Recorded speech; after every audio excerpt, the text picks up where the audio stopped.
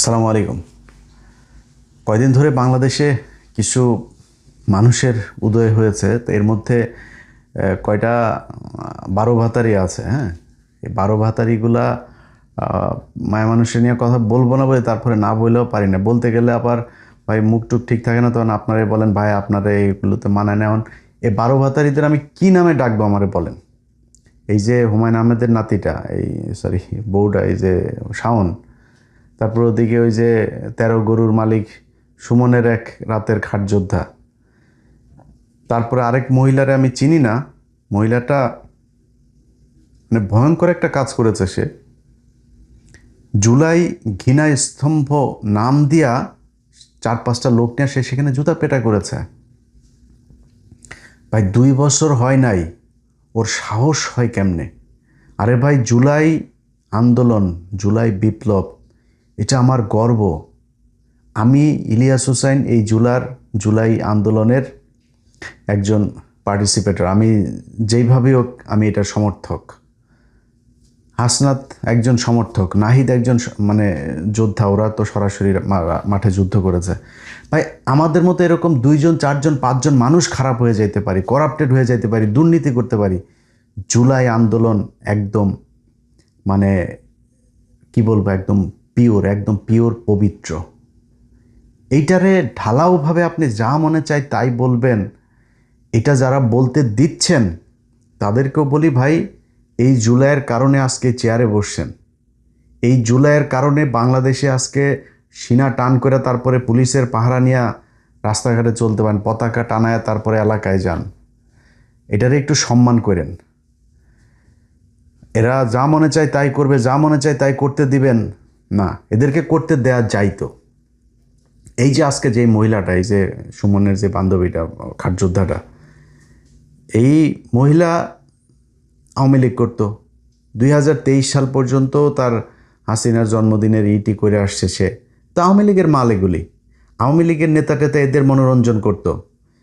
তো এই মনোরঞ্জন করা মাগিগুলা যখন কিনা আপনার আইসা এখন নীতি কথা বলে, বাবারে বাবা, মেহের আফরোজ শাওনের নিয়া ওই যে রাকসুর আপনার জিএস আম্মার একটা কথা বলছে, সেইটারে বলে টোকাই ও 2 লাখ টাকা কই পায়। হ্যাঁ, ও ঘোষণা দিয়েছে না 2 লাখের, কই যায় ও টোকায়? ও টিউশনি করলেও বাংলাদেশে 2 লাখ টাকা কামাচ্ছে। ওর বাপ মা কি মানে ফকিন্নি নাকি? তোর খাট কাঁপানোর টাকা, তোরটার হিসাব দে। তুই ওর হিসাব নিতে গেছিস কেন?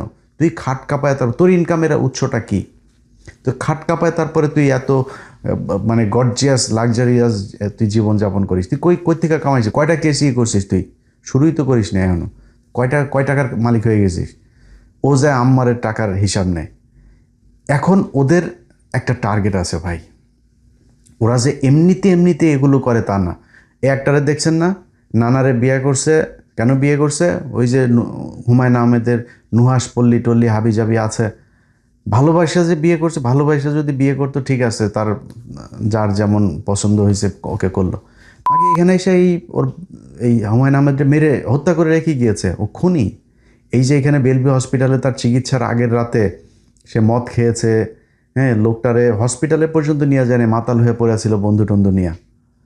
এই হইল সে টাকা পয়সার জন্য শুধুমাত্র এই লোকটা করছে। তো এই যে এক রুচির দুর্ভিক্ষ, এই রুচির দুর্ভিক্ষর হওয়া এই যে এইসব মহিলাদের কাছ থেকে এখন দেশপ্রেম জুলাই নিয়ে কথাবার্তা শুনতে হয়। ওরা কোথায় ছিল? আজকে এই মহিলা সহ যেই কয়টা, আনিস আলমগীর, আব্দুল নূর তুষার, জয় মামুন, মঞ্জুরুল আলম পান্না, তারপরে গোলাম ময়লা রনিরে তাও ছাড় দেওয়া যাবে, তো তাও হাসিনার বিরুদ্ধে বলতো 2-4টা। তা এরকম আরও অনেকগুলো আছে যারা এখন নতুন করে, এই যে ফজা পাগলা, এরকম নতুন করে কিছু লোক গজিয়েছে, যারা কিনা এখন মানে সব জায়গাতে তারা ন্যায় বিচার চায়। মনে হয় যেন বাংলাদেশ এখন মক্কা শরীফ হয়ে গেছে, এখানে কোনো পাপ টাপ কোনো কিছু হবে না, সব কিছু একসাথে ভালো চায়। আরে ভাই, সমালোচনা আমরা করব, আমরা সমালোচনা করে দেখিয়ে এসেছি আমরা বিক্রি হই না। অতএব সমালোচনা এখনও তারেক রহমানের সমালোচনা করলে আমরা করব। তোরা করবি কেন? তোরা কে? তোরা এই 15 বছর কি করেছে? একটাই দেখা, এই দেশে গুম হয়েছে, খুন হয়েছে।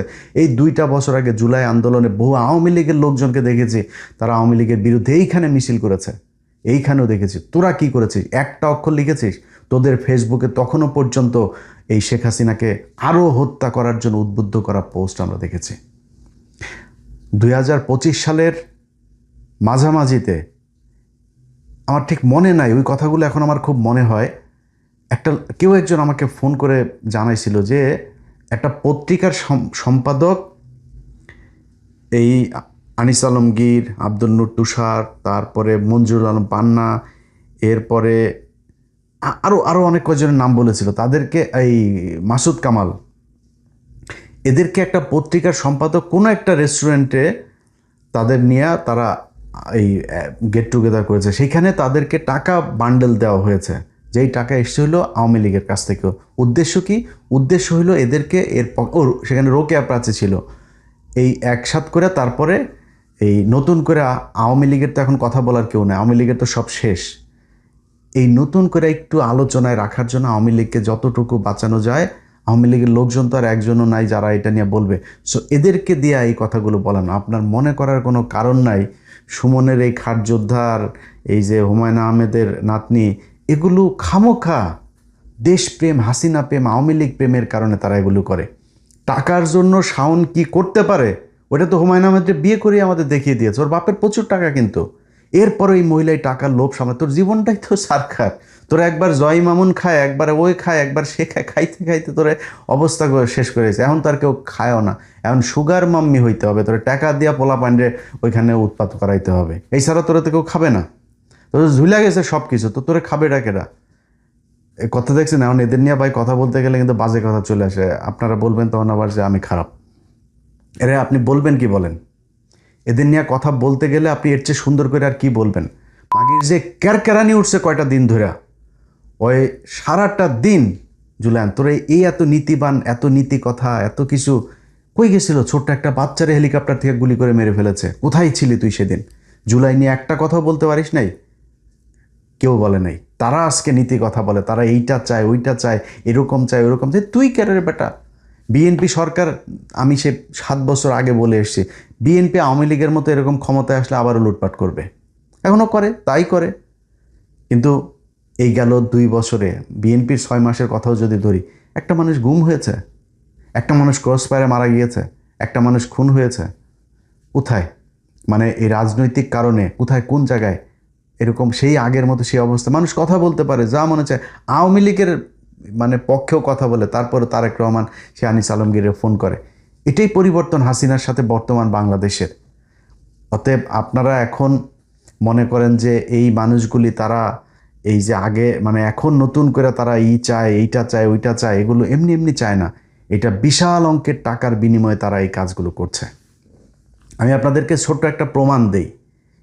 এই বাহিনীর সাথে কিন্তু এই যে এই আমতারেক আছে, হ্যাঁ, তো এরা যে এমনিতেই পরিবর্তন হয় নাই ভাই। একটা জিনিস বলি, 15ই আগস্টে শেখ মুজিবের মতো একটা লোক, মানে শেখ মুজিবরে তো এই দেশের মানুষ ধরেন ও জন্মগত বাটপার, ও তো জাউরা, এমনিতে তো জাউরা, তো অনন্য কুমারের জাউরা একটা মানে অবৈধ শয়তান। তো ওকেও কিন্তু জাউরা, জন্মগতভাবেই জাউরা, মাস্তানি, মারামারি, এগুলো লম্বা বিশাল দেহটেও ছিল, তো মারামারি টারামারি এগুলো যারে মধ্যে মানুষ ভয় পাইতো একটু। এই আওয়ামী লীগটাও সে দখল করছে এই যে মাওলানা ভাসানীর কাছ থেকে জোর করে। তো এই জাউরাটা যেদিন মারা যায়, আন্ডা বাচ্চা বুচ্চা সব বিচিতে টিপা মনে করেন ডালিম ভাইরা মারলো। এই যে মারলো, মরার পরে আওয়ামী লীগের লোকগুলি মিষ্টি কিনা নেতৃত্ব দিয়েছে, মিষ্টি কিনা জনগণের নিয়ে রাস্তায় নামছে।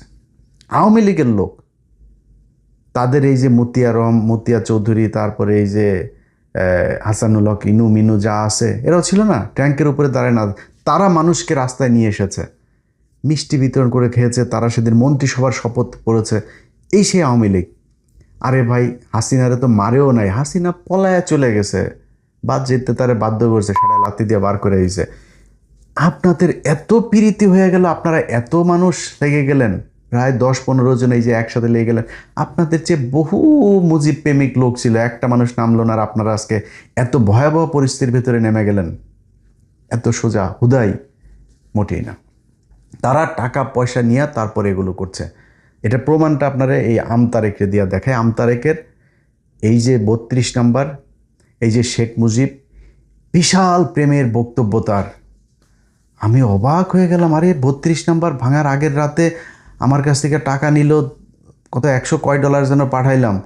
ওই ভাই রাতের বেলা অনেক পোলাপান আছে, প্রায় 150 পোলাপান নিয়ে আসছি ভাই, খাওয়ার তো কিছু নাই, টাকা পাঠালাম, সাথে সাথে বিকাশ করলো তারে টাকা।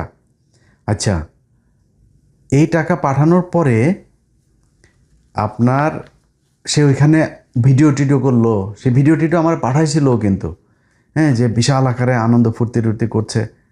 আরে সেই আমতারেক বলে যে 32 নাম্বার ভাঙার এটার নাকি বিচার চায়, এটা সরকারের সংরক্ষণ করা উচিত, এটার বিরুদ্ধে কারা কারা কাজ করেছে সবার বিচার চায়। ওর বক্তব্যটা শোনেন, ও যে ওইখানে ছিল আগে সেইটা দেখেন।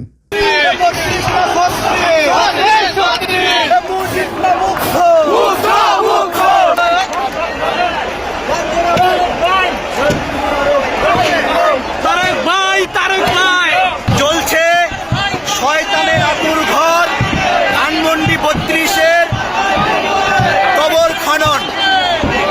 আজকে শয়তানকে সবাই ঢিল মারতে আসছে। এই ধানমন্ডি 32 বইরা মুজিব বইরা গত 16 বছর আমাদের উপরে নিপীড়ন করেছে। আচ্ছা, এইবার চলেন ওর যে পরে ও কি বলে দেখেন। এই 32 নাম্বার ভাঙা নিয়ে ওর আবার বক্তব্য কেমনে পাল্টায় গেছে শোনেন একটু।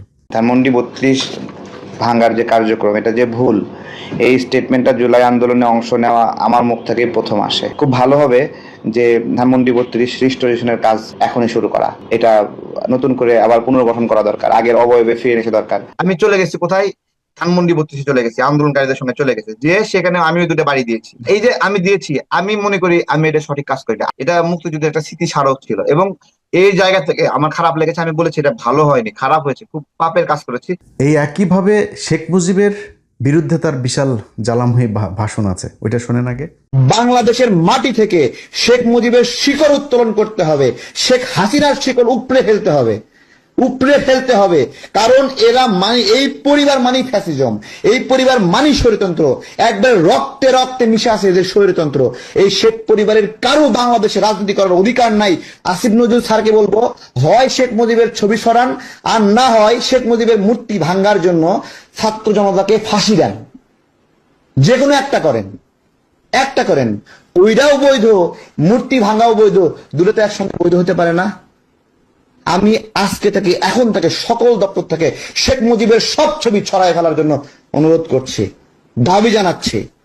এবং এমন হতে পারে আমরা গিয়ে সব সরাবো, আমরা গিয়ে সরানোর আগে ক্যামেরা লাইভ করে করে আপনাদের ছবিগুলো সরাবো। সরানোর আগে আপনারা প্রস্তুতি নেন। 7 মার্চের আমাদের যে ঘটনা, সেই ঘটনার অবশ্যই মর্যাদা আছে, কিন্তু এই সকল ঘটনা, এই সকল ইতিহাস নষ্ট করার জন্য আমরা দায়ী না, শেখ মুজিব নিজে দায়ী। 32,000 মানুষকে হত্যা এবং গণতন্ত্র হত্যার মধ্য দিয়ে তার সব অর্জন বিসর্জন সে নিজে দিয়েছে। I am not the responsible, people not the responsible one. এর জন্য তারা রেসপন্সিবল না, শেখ মুজিব এবং শেখ পরিবারের। আমার একটা কথা, যে শেখ মুজিব রাষ্ট্রের প্রধান, শেখ কামাল কে বলেন? শেখ কামাল কেন সিরাজ শিকদারকে গুলি করলো? উত্তর দিতে পারবে? শেখ মুজিব রাষ্ট্রের প্রধান, শেখ কামাল কেন ব্যাংক ডাকাতি করছিল? শেখ কামালের ব্যাংক ডাকাতি, শেখ কামাল এক নামে পরিচিত ছিল, ব্যাংক ঠেকো ওই সময়। তাহলে এই পরিবারের লিগেসি বাংলাদেশ আবার বহন করবে?